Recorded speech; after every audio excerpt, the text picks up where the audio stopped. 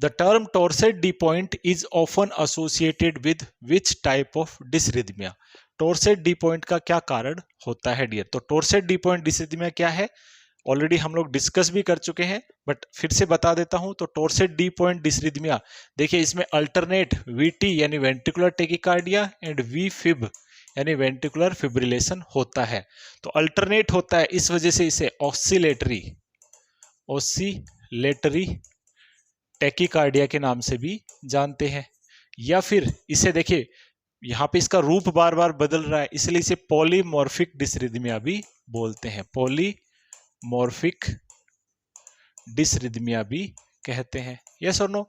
टॉर्सेट de pointes डिसरिथमिया है वो एक टाइप ऑफ वेंट्रिकुलर टेकिकार्डिया होता है, जिसके कारण हो सकते हैं कुछ ड्रग्स, लाइक कुछ एंटी डिसरिथमिक ड्रग्स लाइक क्यूनिडीन हो सकता है इसका कारण, प्रोकेनामाइड इसका कारण हो सकता है, एम्योडेरोन इसका कारण हो सकता है, कुछ डायूरेटिक ड्रग्स की वजह से भी ये डेवलप हो सकता है। इसके अलावा इलेक्ट्रोलाइट इम्बैलेंसेज हो जाए, लाइक हाइपोकैल्सीमिया, कैल्शियम कम, हाइपोमैग्नीसीमिया, मैग्नीशियम कम, और हाइपोकैलीमिया यानी पोटेशियम कम। तो ये तीनों इलेक्ट्रोलाइट कम होने की वजह से भी हो सकता है, और वेंट्रिकुलर फिब्रिलेशन की वजह से भी ये कोज हो सकता है डियर। याद रखिएगा, काफी इंपॉर्टेंट पॉइंट है। इसकी ड्रग ऑफ चॉइस मैंने बताई थी आपको। यस, क्या होती है dear? Magnesium, intravenous magnesium first choice. Second choice क्या होगी डियर?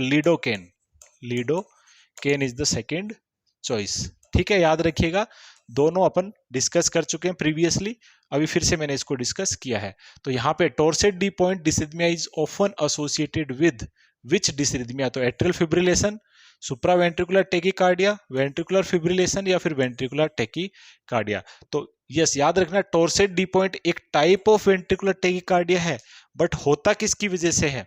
या तो वेंट्रिकुलर फिब्रिलेशन एक कारण है, प्लस और क्या कारण हो सकते हैं? तो राइट आंसर तो यही है इसका। ठीक है, वेंट्रिकुलर फिब्रिलेशन तो एक कारण तो होता है इसका ये। इसके अलावा कुछ ड्रग्स मैंने बताई, जैसे क्यूनिडीन की वजह से हो सकता है, प्रोकेनामाइड की वजह से हो सकता है, एम्योडेरोन की वजह से हो सकता है, कुछ डायूरेटिक्स की वजह से ये डेवलप हो सकता है, कुछ एंटीबायोटिक्स भी कोज कर देती है लाइक सिप्रोफ्लोक्सासिन। ठीक है, इसके अलावा इसके डेवलप होने के कारण होते हैं कार्डियोमायोपैथीज की वजह से भी ये डेवलप हो सकता है, मायोकार्डियम वगैरह डैमेज हो जाए तो भी ऐसा कंडीशन डेवलप हो सकता है डियर। याद रखिएगा, इंपॉर्टेंट पॉइंट है। चलिए नेक्स्ट बात करेंगे, इलेक्ट्रोलाइट इंबैलेंस की वजह से भी टॉर्सेट डी पॉइंट हो सकता है, लाइक कैल्शियम, मैग्नीशियम और पोटेशियम तीनों अगर कम हो जाए तो भी ऐसी कंडीशन डेवलप हो सकती है।